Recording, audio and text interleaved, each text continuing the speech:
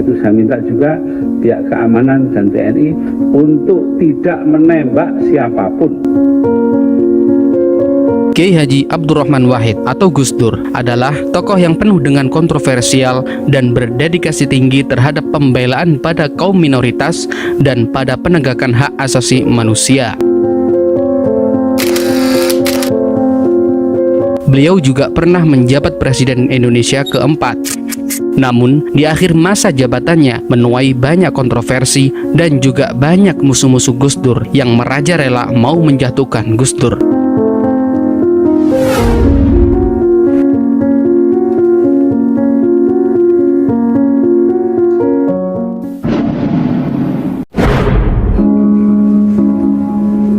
Dengan berat hati, selaku Presiden Republik Indonesia mengumumkan pemberlakuan dekret. Lengsernya Gus Dur salah satunya dipicu dengan adanya dekret Presiden Abdurrahman Wahid atau Gus Dur yang dikeluarkan pada tanggal 23 Juli 2001, di mana dekret itu keluar atas dukungan dari ulama yang hadir di Istana Negara pada malam hari tanggal 22 Juli 2001.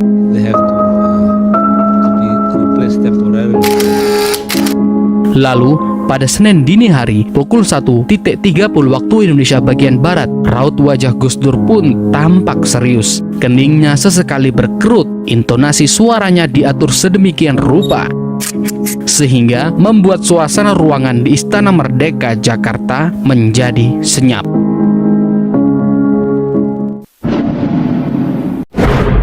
We will use repressive forces if we are challenged. Dini hari itu, 22 Juli 2001, saat hari masih gelap, Gus Dur mengeluarkan dekret yang pada akhirnya justru membuat dirinya terguling dari kursi Presiden keempat Republik Indonesia. Ada 3 poin besar dalam dekret yang dikeluarkan Gus Dur.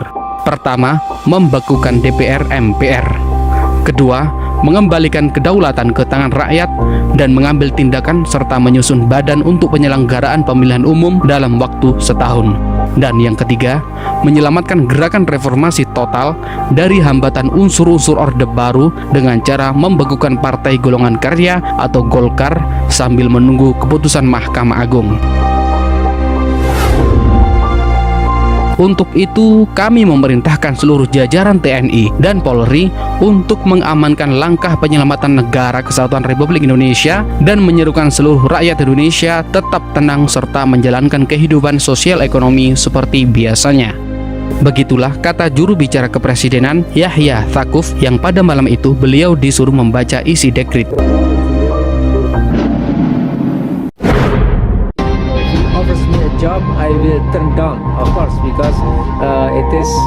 Pemberlakuan dekret pun langsung ditanggapi keras oleh lawan-lawan politik Gus Dur, termasuk Megawati Soekarno Putri yang saat itu menjabat sebagai wakil presiden juga tidak sependapat dengan langkah yang diambil cucu pendiri Ormas Islam terbesar NU yaitu Gus Dur. Di sisi lain, pimpinan parlemen pun langsung melakukan perlawanan dengan menggelar konferensi pers. Amin Rais yang saat itu menjabat sebagai ketua MPR mengajak seluruh masyarakat memboikot isi dekret. Sementara, sidang istimewa MPR yang semula akan digelar pada 1 Agustus 2001 dipercepat menjadi hari itu juga atau Senin siang. Sidang istimewa pun digelar untuk memakzulkan Gus Dur dari kursi presiden. Sidang istimewa juga dilakukan untuk mengangkat Megawati sebagai Presiden kelima Republik Indonesia, sekaligus memilih Hamzahas sebagai Wakil Presiden melalui voting.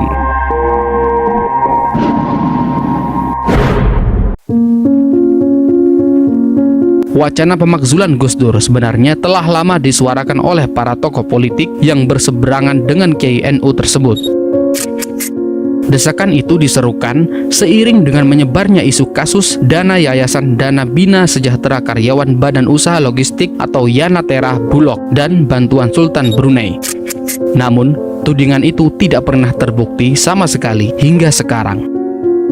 Tidak hanya itu, lawan politik Gus Dur juga menggunakan alasan penggantian Kapolri dari Jenderal Bimantoro kepada Jenderal Khairuddin Ismail secara sepihak untuk mempercepat pelaksanaan sidang istimewa MPR. Sebab keputusan Gus Dur dinilai sebagai pelanggaran berat karena tidak melibatkan DPR atau MPR dalam pengangkatan Kapolri.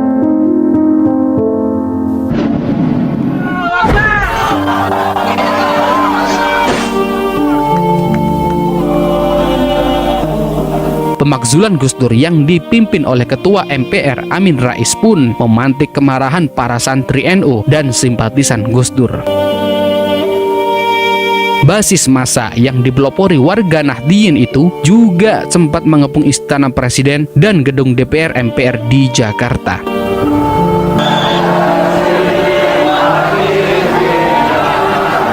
Sebagai warga Nahdliyin, saya harapkan mudah-mudahan Anda dengan tenang pulang ke rumah dan jangan berbuat kecerobohan. Semula Gus Dur bertekad tetap bertahan tinggal di istana dengan dalih memperjuangkan kebenaran. Namun sikapnya berubah setelah beliau mendengar kabar bahwa banyaknya massa santri dan simpatisan dari Jawa Timur yang akan datang ke Istana Jakarta untuk membelanya. Karena kabar tersebutlah Gus Dur dengan tegas meletakkan jabatannya sebagai presiden. Sebab menurut Gus Dur sendiri, tidak ada satu jabatan yang patut dipertahankan dengan mengorbankan rakyatnya. Momen yang paling diingat pada peristiwa itu adalah ketika Gus Dur keluar istana dengan hanya mengenakan celana pendek dan kaos sambil melambaikan tangan. Saat itu, Gus Dur keluar ke Istana Negara dengan didampingi putrinya Yeni Wahid dan beberapa orang terdekatnya. Peristiwa itu terjadi pada Senin 23 Juli 2001 malam hari di saat MPR tengah sibuk melantik Megawati Soekarno Putri sebagai Presiden Republik Indonesia yang menggantikan Gus Dur. Kala itu, Gus Dur keluar istana untuk menyapa massa pendukungnya. Gus Dur memberikan arahan kepada massa pendukungnya untuk tidak berbuat anarkis terkait keputusan MPR yang memakzulkan dirinya. Akhirnya, Gus Dur pun dilengsarkan dari jabatannya dan beliau keluar dari Istana Negara dengan kaos oblong dan celana pendek. Banyak komunitas pendukung Gus Dur yang mengepung istana. Namun, hal itu dilarang keras oleh Gus Dur karena jabatan tidak perlu dibela mati-matian. Dan yang lebih penting dari jabatan adalah kemanusiaan.